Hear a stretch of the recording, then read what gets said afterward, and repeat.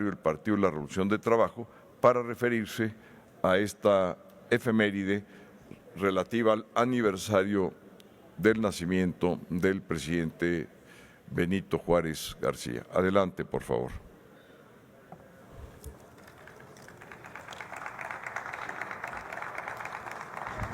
Con su venia, señor presidente.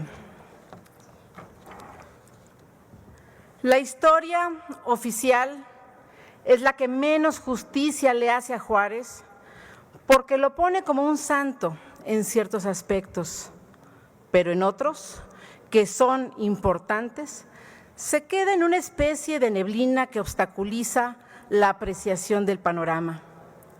No toma en consideración los dobleces, los matices de ese relevante personaje histórico. El doctor en Historia por la Universidad de Essex, Silvestre Villegas Revueltas, menciona que la historia lo coloca como una pared blanca e inmaculada, pero en realidad tuvo varios grises que son propios de los políticos. Si hoy una persona va de vacaciones y se pregunta ¿cómo le benefician las leyes de reforma?, la respuesta es sencilla. Si estuviéramos en un régimen centralista como el de Antonio López de Santa Anna, en la década de los 30, tendría que pedir un pasaporte interno y mostrarlo a la salida de la Ciudad de México, en el estado de Morelos, y así sucesivamente hasta llegar al estado donde se encuentre su lugar de destino. El propugnar por un federalismo y llevar a la realidad sus pensamientos liberales es lo que ahora nos permite hablar de libertades y derechos en el país y en el continente entero.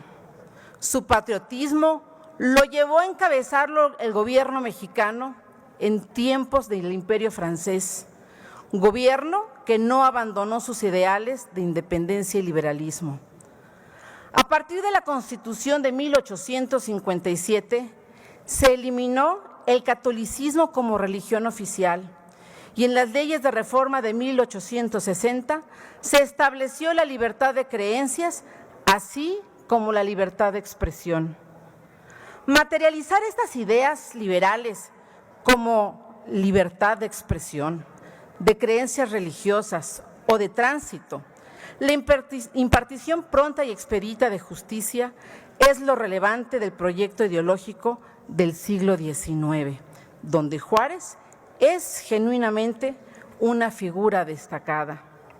Un aspecto fundamental por el cual Benito Juárez luchó fue la libertad de expresión, que comenzó a ser ejercida a partir de 1880, en particular lo que se ejerce en los medios impresos, folletos y periódicos.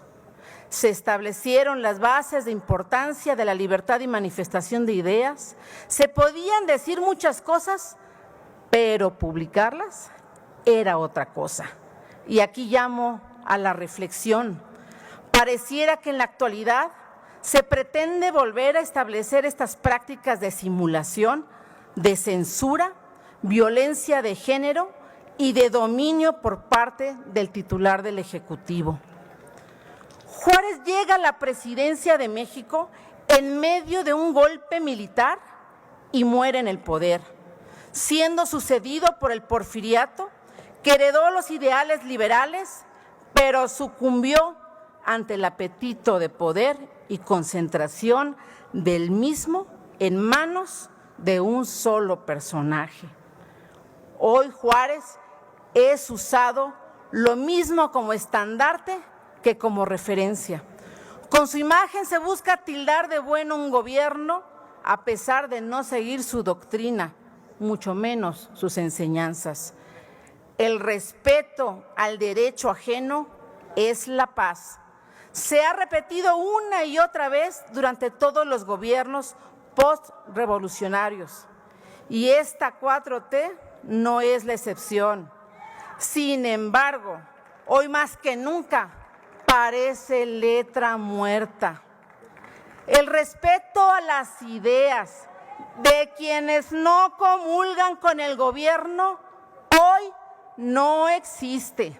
La agresión, en contra de activistas, defensoras de derechos humanos, periodistas y autoridades que no son afines al oficialismo, son el objetivo de los mensajes de odio diarios durante la mañanera. Por ello vemos en sus marchas símbolos de odio que siguen polarizando y que poco o nada aportan a un país que requiere unidad. Para nada aportan en su desarrollo. Y el linchamiento mediático al que han sujetado a la ministra presidenta Norma Piña es otro ejemplo de ello. El revanchismo que día a día se repite en el show mañanero ha llevado a cuestionarnos si el legado de Juárez sigue presente. Pareciera que solo ha quedado la imagen, sin observar sus contribuciones. Compañeras y compañeros diputados, hablar de Juárez es también reconocer su liderazgo, ese que ya no se ve. Tuvo la gran virtud de rodearse de personas patrióticas, capaces, especializadas que pudieran hacer que el gobierno funcionara a pesar de las adversidades. Personas que muchas veces cuestionaron sus decisiones, incluso la de trasladar hacia la frontera con Estados Unidos al gobierno. Se preponderaba la capacidad sobre la lealtad. Como resultado, tuvimos las leyes de reforma, la República restaurada y el asentamiento de un registro civil sólido que al día de hoy siguen siendo pilar de nuestras instituciones gubernamentales. Hoy vemos un gobierno que prefiere la lealtad a la capacidad. Como se mencionó, obediencia ciega. Prefiere corderos que personas que construyan desde el disenso. Prefiere el espejismo de ser dueños de la verdad. Que lo vean desnudo y le digan lo elegante que es su traje. En lugar de ser críticos de la situación que vive el país, de la inseguridad, de la inflación, de la economía, de la pérdida del valor de las remesas, entre otras cosas más. Honrar a Juárez sería gobernar para todo el país, para todas las mexicanas y todos los mexicanos, no solamente para sus simpatizantes. Hoy vemos que el legado de Juárez murió con la Cuarta Transformación. Es cuanto.